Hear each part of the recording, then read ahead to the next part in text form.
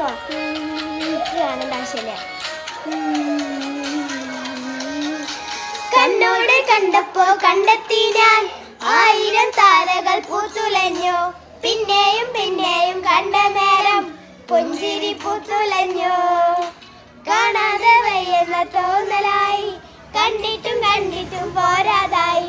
തൊട്ടപ്പോൾ ആത്മാവിൽ